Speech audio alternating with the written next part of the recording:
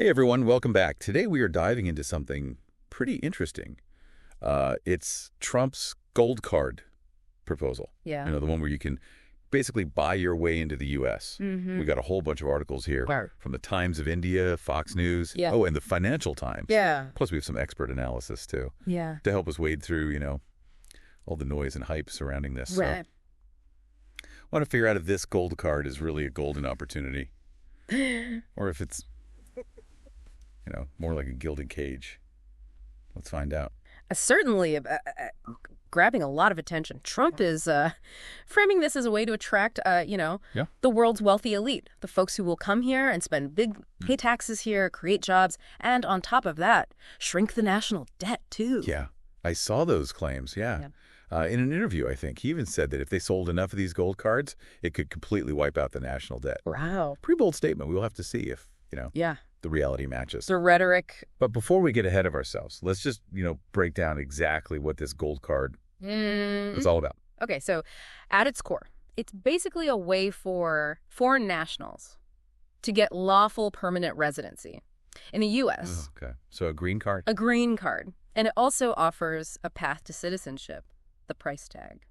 A cool $5 million. $5 million? That's a steep entry fee. I mean, it makes you wonder who would actually be willing to shell out that kind of cash. Yeah, we'll get to that. But first, I think it's helpful to compare this gold card to the existing EB-5 visa program. Okay. This program also offers a path to citizenship through investment, but the minimum investment is significantly lower. It starts at $800,000. So what's the difference then? Why would someone choose the gold card over, what seems to be the more affordable option? So the EB-5 requires you to invest that money in a U.S. business. Okay, and you have to demonstrate that that investment's going to create jobs. That's right. The gold card, on the other hand, seems to be more like a direct payment. Right. So no need to, worry about job creation. Yeah. Or invest in a company. So it's more like just paying a fee for residency, almost like skipping the line, so to speak. I can see why that might be appealing to some people, especially people who are looking for a quick and straightforward path to the U.S. But is it really that simple? I mean, are there any downsides or, potential problems with this whole thing? That's where things get interesting. There are definitely some red flags here. For starters, the EB-5 program, which the gold card is supposed to replace, has been plagued by fraud. Really? I guess when you're dealing with this kind of money, it's bound to attract some, shady characters. Exactly, and it raises the question of whether the gold card would be any different. I mean, could it become an easy way for people? Questionable intentions to get into the U.S.? Yeah. I mean, it's a worry that experts like Lora Ries from the Heritage Foundation have voiced. She's even gone as far as to say that, any immigration benefit, especially one with this kind of high price tag, is going to attract people who are looking to exploit the system. That's a little unsettling. So we've got potential fraud. What else are experts worried about?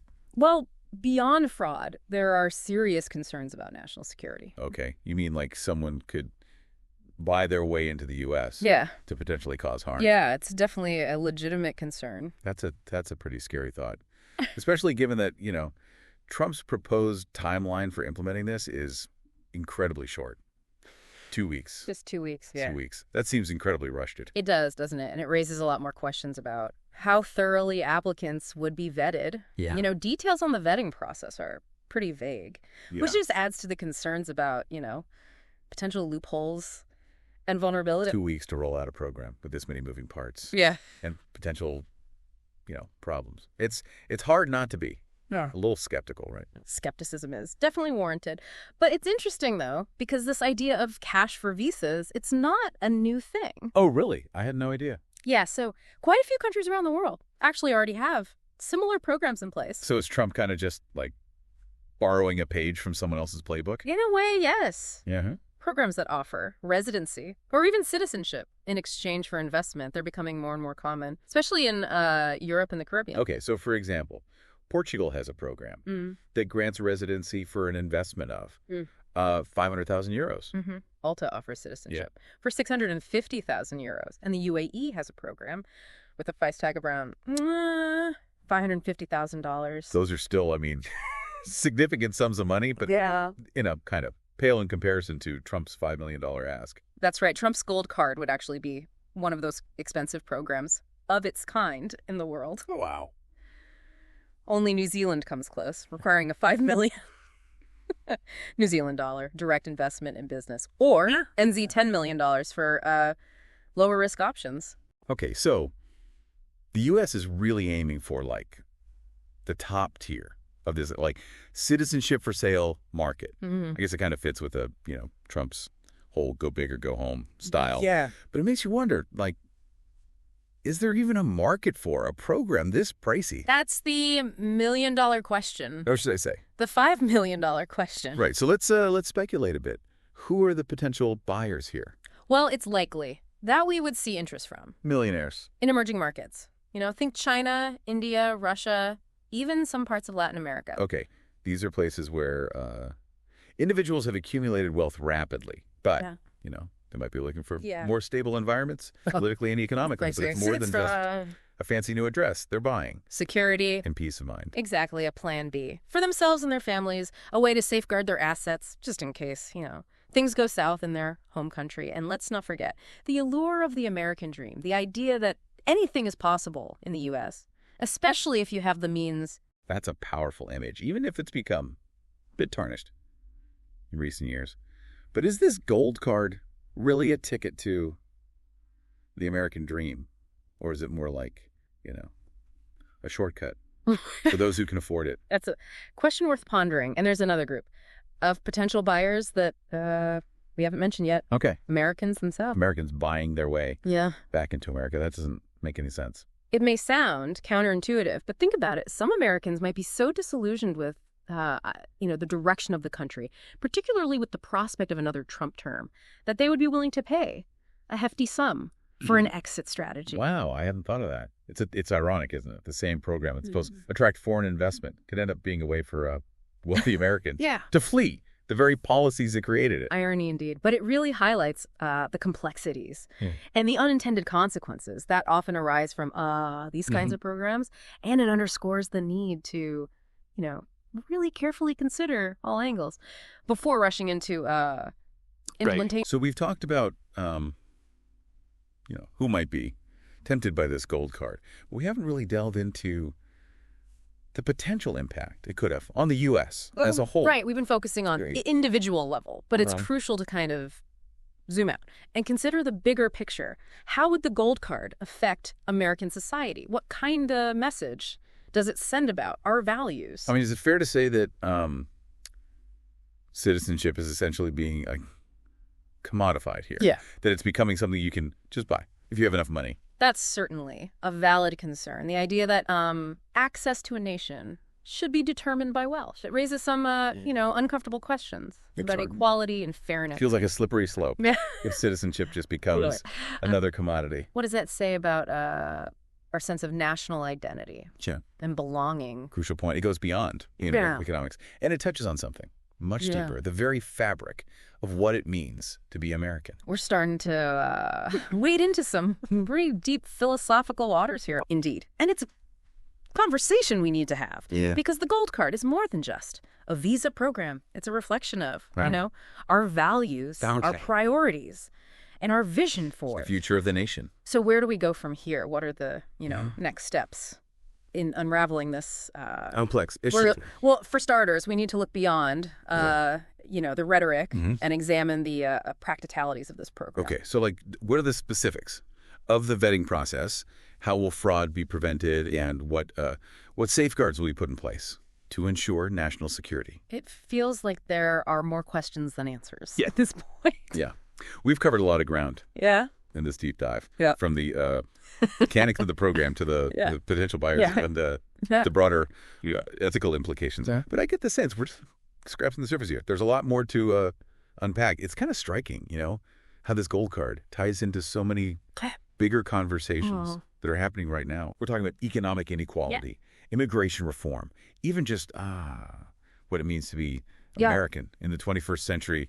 It's a microcosm of all that, for sure. And one of the most pressing questions it raises is, what impact would this have on the existing U.S. immigration system. Wait, because it's not like the gold card would just exist in a vacuum. Right. We already have a really complex system, often backlogged, for people who are trying to immigrate legally. And some critics argue that the gold card would only exacerbate the inequalities within that system. Okay, so like creating a fast track for the wealthy while everyone else is stuck dealing with bureaucratic hurdles and long wait times. So it's almost like a two-tiered system. One for those who can pay to play, and another for everyone else. Exactly. And that raises questions about, fairness and whether we're moving towards a system where wealth rather than merit or need becomes the primary determinant. Of America. It definitely challenges the idea of the American dream as a level playing field, accessible to anyone who's willing to work hard and play by the rules. Crucial point. The gold card could be seen as, undermining the very values of hard work, perseverance, and equal opportunity that are so often associated with the American dream. It's a message that some people can simply buy their way in, while others are left to navigate, a much more difficult and uncertain path. It's almost like a shortcut. Yeah. It bypasses the traditional pathways to citizenship. And that raises some, ethical questions, too. Absolutely. Critics argue that commodifying citizenship in this way devalues its meaning and undermines the principles of equal access and opportunity. Which raises the question of whether citizenship should be something that can be, bought and sold, like any other product. It's almost like putting a price tag on belonging, on being a part of, the American fabric. And that feels, a bit unsettling, to say the least. Sentiment shared by many. It really challenges our notions of national identity and what it truly means to be American. Exactly. We've talked about the potential downsides, the risks, the ethical dilemmas. But are there any arguments in favor of the gold card? I mean, surely Trump wouldn't be pushing for this if there weren't, some perceived benefits. Its primary argument in favor of the gold card is its potential to boost the U.S. economy. Supporters point out that attracting wealthy individuals would lead to increased investment, job creation, and a surge in spending. So the idea is that this influx of cash would trickle down and benefit everyone, even those who aren't millionaires, buying gold cards. That's the theory, at least. And Trump has been quite vocal about this aspect, claiming that the program could, generate trillions of dollars in revenue, even going as far as to suggest that it could wipe out the national debt. We've heard those claims, and I think it's safe to say that a lot of economists are skeptical. Those, rosy projections. Skepticism is warranted. It's important to remember that the EB-5 program, which the gold card is supposed to replace, has a much lower investment threshold and still struggles to meet its quota of visas each year. So to expect millions of people to line up with $5 million checks seems, even optimistic. Optimistic might be an understatement. But even if we set aside the economic arguments for a second, there's another potential benefit that some supporters point to: attracting talent. The idea here is that by offering a fast track to residency and citizenship, the U.S. could lure in entrepreneurs, innovators, highly skilled professionals who would contribute to the nation's growth and competitiveness. So it's kind of like a global talent search with the gold card being the golden ticket. Exactly. And there's some merit to that argument. However, critics counter that the gold card would likely attract a very specific type of talent, those with money, but not necessarily the skills or expertise that the U.S. needs most. So it becomes less about attracting the best and brightest. And more about attracting the wealthiest. Yes. And that raises concerns about whether the gold card would actually serve the best interests of the U.S. in the long run. It seems like there are compelling arguments on both sides of this. It's a classic case of, weighing the potential benefits against the risks. And the outcome is far from certain. That's what makes it so fascinating. There are no easy answers, no clear-cut solutions. It's a complex web of, economic considerations, careful calculations, and ethical dilemmas. And it forces us to confront some fundamental questions about what we value as a nation and what kind of future we want to build. Absolutely. The gold card is more than just a visa program. It's a reflection of our priorities, our aspirations, and our vision for America's place in the world. So, listeners, we've reached the end of our deep dive into Trump's gold card proposal. We've explored the nuts and bolts of the program, weighed the potential benefits and risks, and we've grappled with ethical and societal implications. And ultimately, it's up to each of us to decide where we stand on this, complex issue. There's no right or wrong answer, but there's a responsibility to be informed, to engage in, thoughtful debate, to consider the long-term consequences of our choices. This is a conversation that's just beginning. Yeah. And it's one that will shape the future of the U.S. So stay curious, stay engaged, and keep asking some of the tough questions. Picture of the American dream might just depend on it. Well said. And as always, thanks for joining us on The Deep Dive.